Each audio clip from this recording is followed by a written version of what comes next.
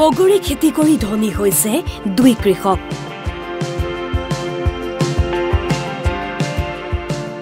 লমালমে আছে Miss India, Thailand, Kashmiri বগৰী। উপাৰ্জন কৰিছে বছৰি ৩ পৰা ৪ লাখকৈ টকা।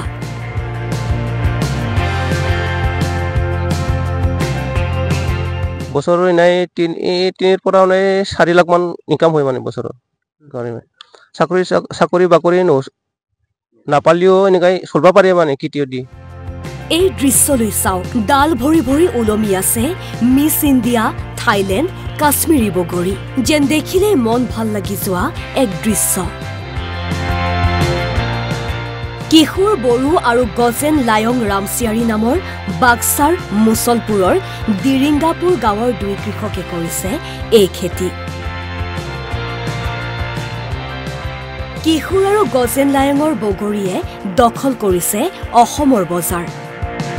এই বগৰী খেতিৰে এতিয়া দুই কৃষকে স্বাৱলম্বী হোৱাৰ লগতে আন ২-৪জনক দিছে সংস্থাপন।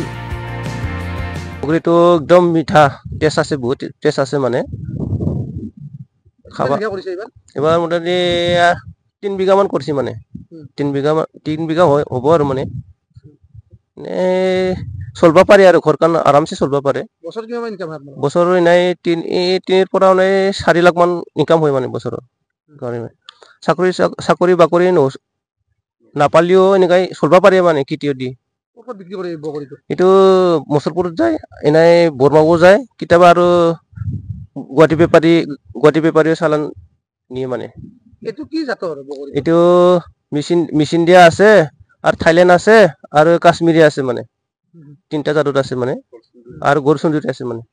বগৰী খেতি কৰা ৭-৮ বছৰ হ'ল। মোৰ এবাৰ ৩ বিঘামান কৰিছো। এইটো ফাৰ্ষ্টত থাইলেণ্ড আছিল, এতিয়া কাশ্মীৰ, গৌৰচুন্দৰী আৰু মিছ ইণ্ডিয়া আৰু সৰু আপেল জাত আছে। চাকৰি নকৰিলেও খেতি কৰিও চলিব পাৰে। এতিয়া মই খেতি কৰি ঘৰ বান্ধি এনেকৈ চলিব পাৰিছে আৰু ঘৰ চৰ বান্ধি খেতি এতিয়া চলি আছে আৰু মোৰ।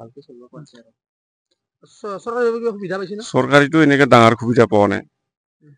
এনেই সৰুগুলা স্প্ৰে মেচিন পাইছে, বাকী এনে ডাঙৰ মাল পোৱা নাই। কষ্টটো কষ্ট আছে, আৰু কামলা হাজিৰাত মাজে মাজে মাতো, নিজেও কৰোঁ, আৰু মানুহ লেবাৰ লৈ মই ৩-৪জন এনেকৈ চলি আছে আৰু খেতিটো। বগৰীটো পুৰা লাগিছে, আধা গেছি, এতিয়া আধা আছে আৰু চিম্পাবাৰ আছে আৰু আধা।